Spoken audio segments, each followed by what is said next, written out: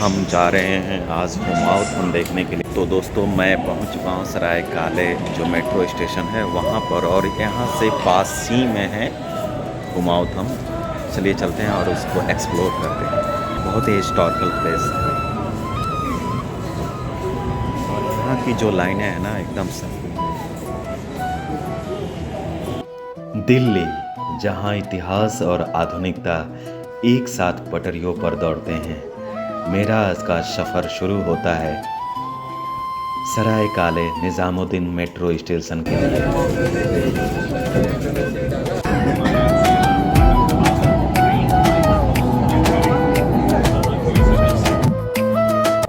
और मुझे जाना है आज हुमायूं का मकबरा देखने के लिए।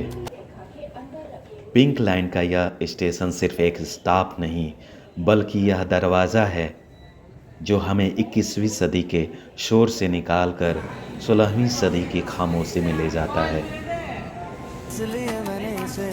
सराय काले मेट्रो स्टेशन पे से बाहर निकलते हैं। दोस्तों यहाँ जो मेट्रो लाइन है ना एकदम सर्किल में है और आप चारों एक ही जगह से आप सराय काले निज़ामुद्दीन मेट्रो स्टेशन पे उतर चुका हूँ और यहाँ से चलते हैं हुमायूं को एक्सप्लोर करने के लिए।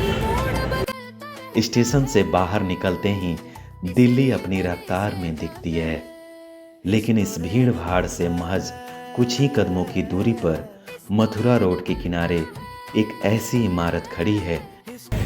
अब चलकर टिकट लेना होगा अंदर से। यहाँ से nearest metro station Jawaharlal Nehru भी दिखा रहा है। चलते हैं अंदर। यहाँ से ऑनलाइन टिकट का रेट यहाँ पे दिया हुआ है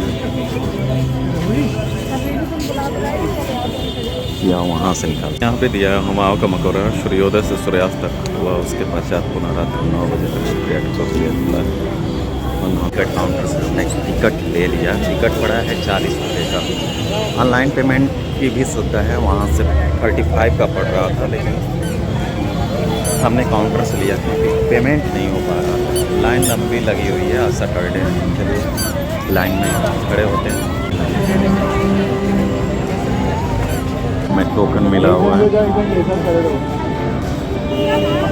now we enter in Mughal era. तो दोस्तों हम हुमायूं के कैंपस में एंटर कर चुके हैं और चलते हैं पास से एक्सप्लोर करते हैं। 35 रुपये का ऑनलाइन टिकट है और 40 रुपये का काउंटर से टिकट है, वो कैश देना होता है।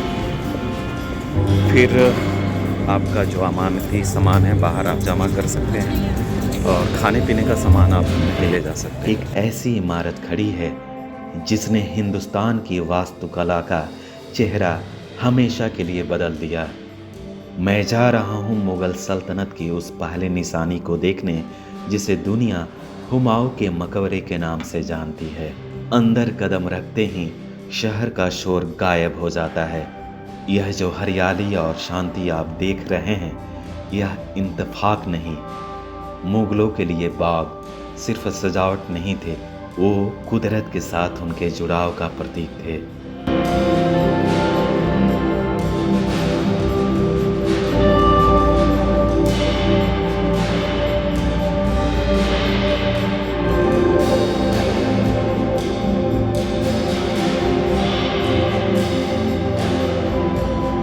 मकबरे तक पहुंचने से पहले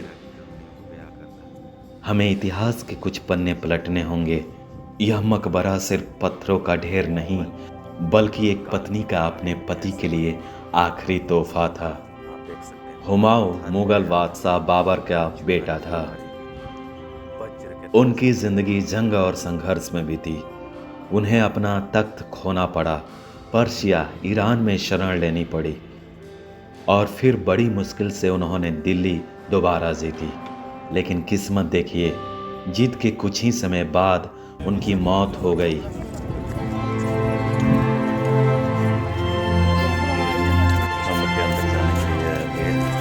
उनकी बेगम जिन्हें हाजी बेगम भी कहा जाता है, ने तय किया कि वे अपने शौहर के लिए एक ऐसी आरामगाह बनाएंगे जो हिंदुस्तान ने पहले कभी नहीं देखा हो। उन्होंने अपनी पूरी ज़िंदगी और दौलत इस मकबरे को बनाने में लगा दी। जैसे जैसे मैं इन रास्तों पर आगे बढ़ रहा हूँ, उत्सुकता बढ़ रही है। यह रास्ता हमें बू हलीमा गेट से होकर ले जाता है।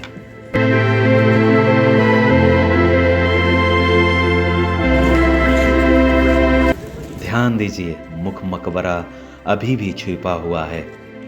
मुगल आर्किटेक्चर की यह खासियत है, suspense.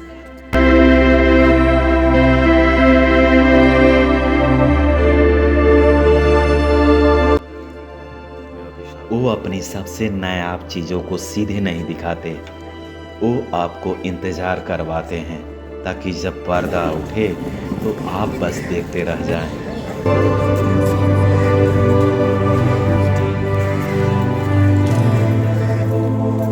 Arab Sarai gateway over the last century portion of the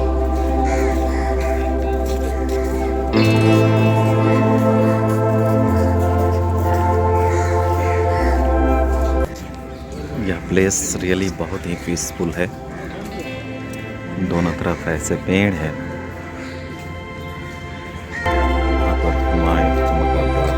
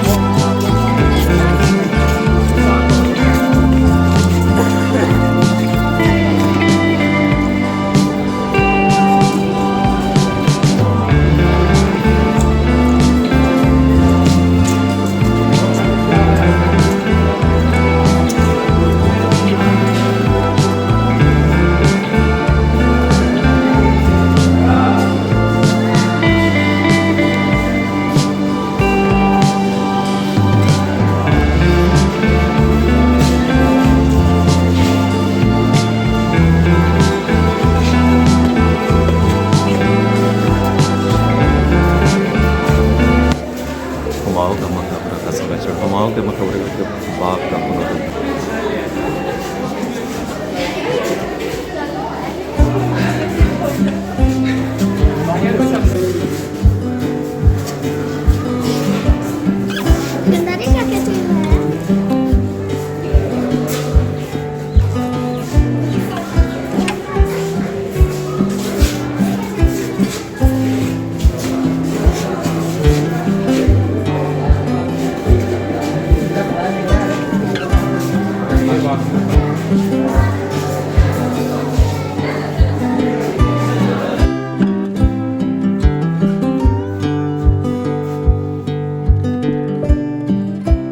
और यह है वो हुमायूं का मकबरा।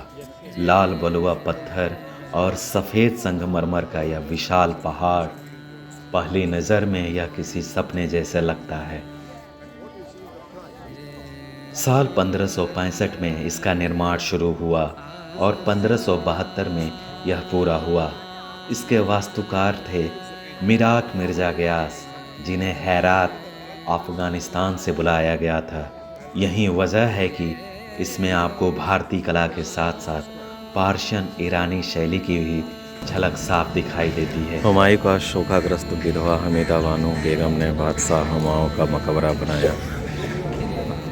ताजमहल से पहले निर्मित यह मकबरा 120 मीटर वर्ग के चबूतरे पर है तथा इसकी ऊंचाई 47 मीटर है। भारतीय वास्तुकला में फारसी प्रभाव का सबसे पहला उदाहरण।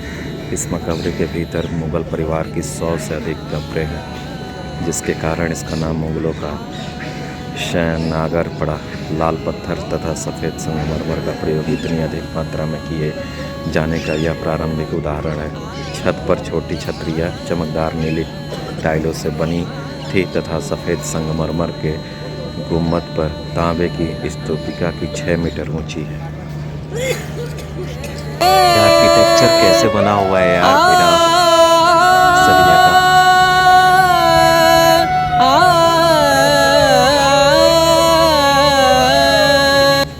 देखिए इस लाल पत्थर को, यह दिल दिल्ली की पहचान है और वो सफ़ेद गुंबद वो पवित्रता का प्रतीक है।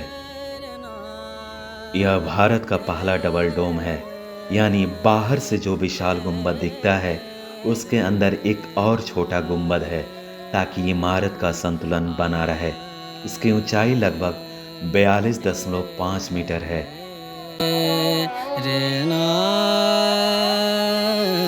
कहा जाता है कि ताजमहल बनाने से पहले शाहजहां ने इसी मकबरे से प्रेरणा ली थी। तो मेरे पीछे हुमायूं थंब दिख रहा है, आप भी देखिए।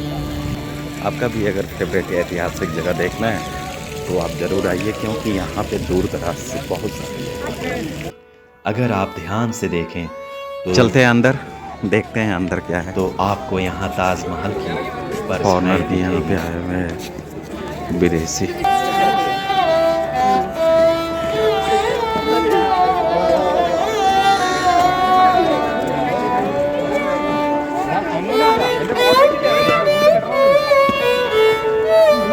इसका जो बनावट है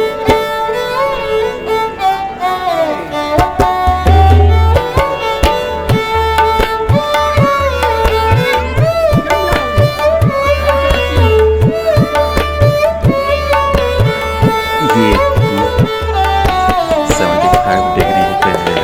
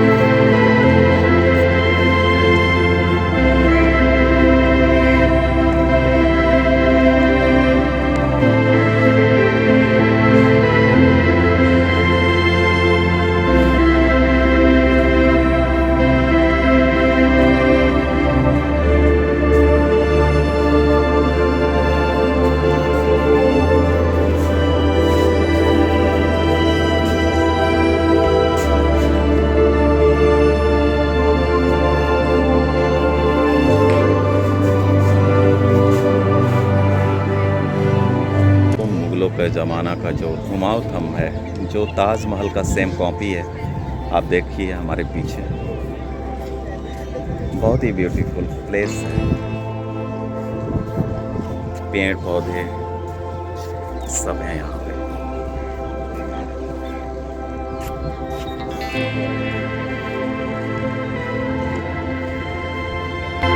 पूरा जिला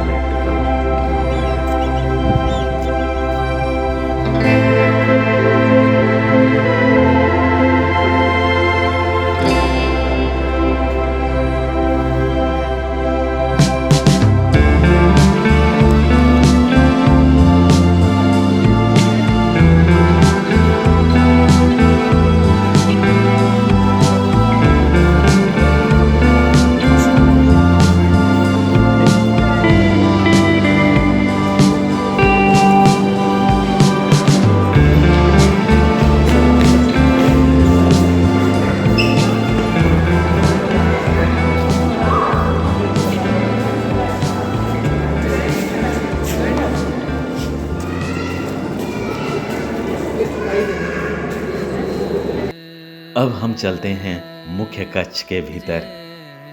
यहाँ एक अजीब सी रूहानी खामोशी है। बीच में जो आप देख रहे हैं वह बादशाह हुमायूं का प्रतीकात्मक कब्र है। असली कब्र ठीक इसके नीचे तहखाने में है। यहाँ किसी को जाने की इजाज़त नहीं।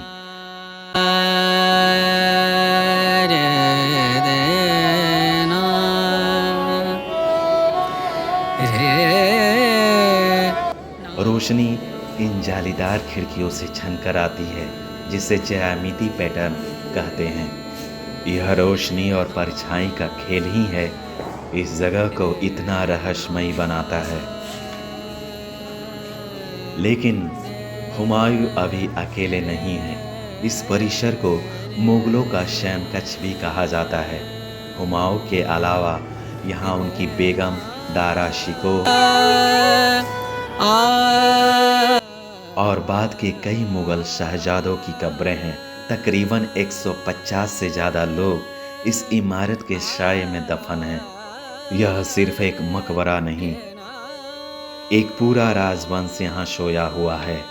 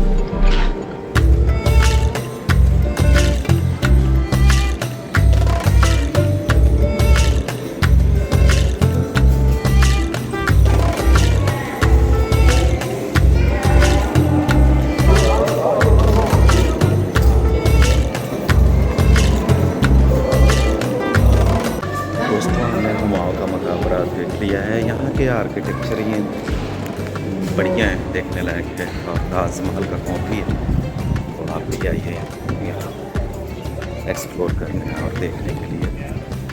अच्छी जगह है, फोटोजेनिक जगह है। यहाँ पे आपका फ़ोटो बहुत ही अच्छा आएगा। तो आप आइए, अगर आप ऐतिहासिक जगह को देखना पसंद करते हैं और शांत जगह है।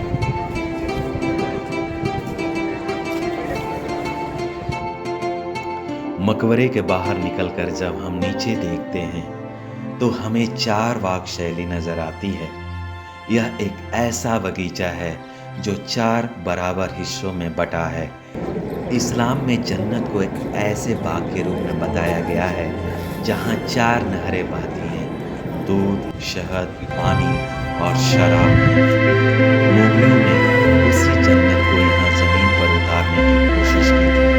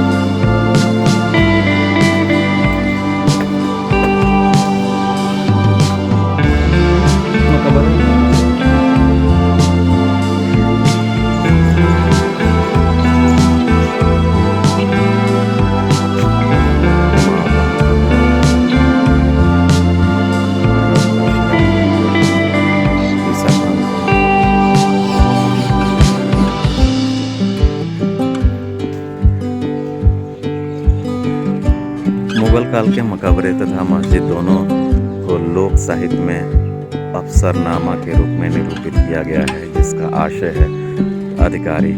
अष्टकोणीय मकबरा लाल पत्थर से ढका हुआ है, जिसके आंतरिक कार्य में सफ़ेद तथा काले पत्थर का प्रयोग हुआ है। 3 कक्षों में जितनी चौड़ी मस्जिद की मध्यवर्ती ऊंची मेहराब, ऊपर एक आला है जिस पर संभवतः अभी उत्कीर्ण लेख है। अफसरनामा गुंबद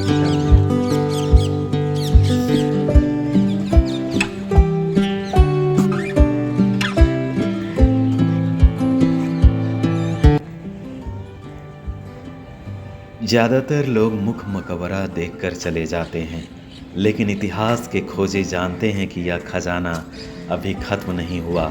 मुख्य परिसर में ही स्थित है यह शानदार ढांचा, अफसरवाला मकबरा और मस्जिद। इसका नाम अफसरवाला क्यों पड़ा, यह आज भी एक पहेली है। शायद यह अकबर के दरबार का कोई अफसर था या कोई वजीर।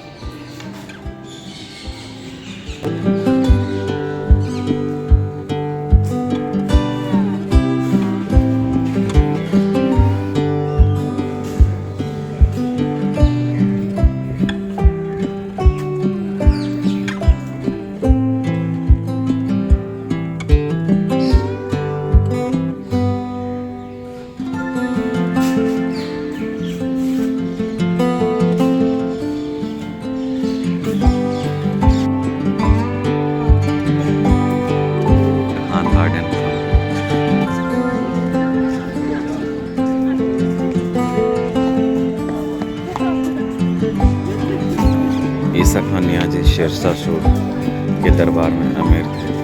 इस अहाते के भीतर इनका मकबरा तथा मस्जिद है। ये दोनों ही इनके जीवन काल में बनाए गए।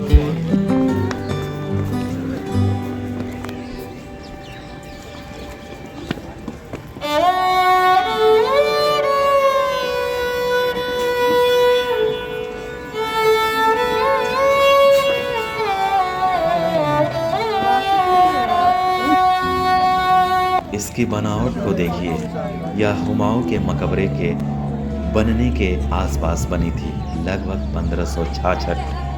यहाँ की मस्जिद भले ही छोटी है, लेकिन इसकी नक्काशी और इसका सुकून इसे बेहद खास बनाता है। यहाँ भीड़ कम होती है, इसीलिए यहाँ इतिहास को ज़्यादा करीब से सुन सकते हैं।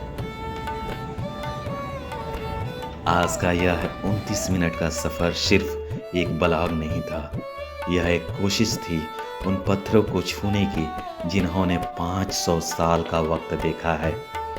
हुमायूं का मकबरा हमें याद दिलाता है कि इंसान चला जाता है, लेकिन उसकी बनाई कला और उसका इतिहास सदियों तक जिंदा रहता है। अगर आप दिल्ली में हैं तो इस यूनेस्को वर्ल्ड हेरिटेज साइट को मिस मत कीजिए। उम्मीद है कि आपको यह डॉक्यूमेंट्री स्टाइल सफ़र पसंद आया होगा।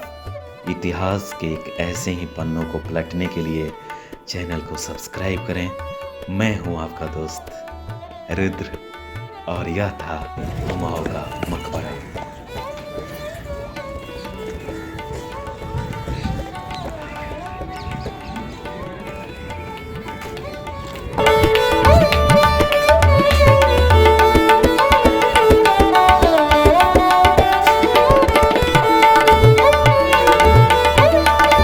हेलो हेलो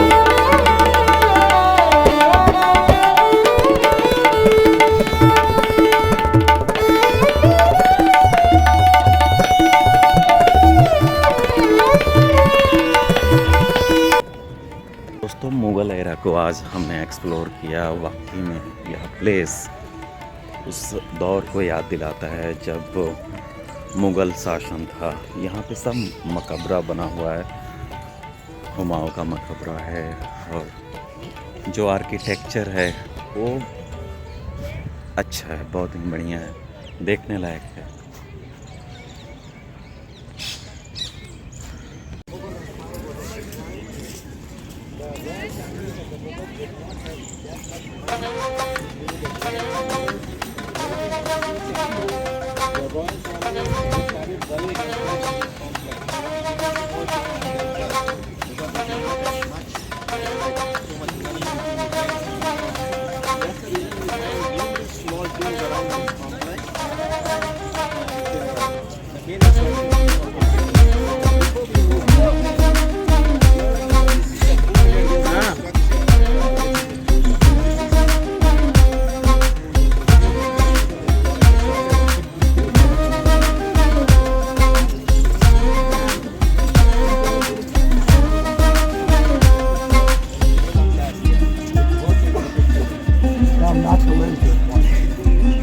सुंदर नर्सरी आपका टिकट है? नहीं पता नहीं, काउंटर देखिए ये सामने यहाँ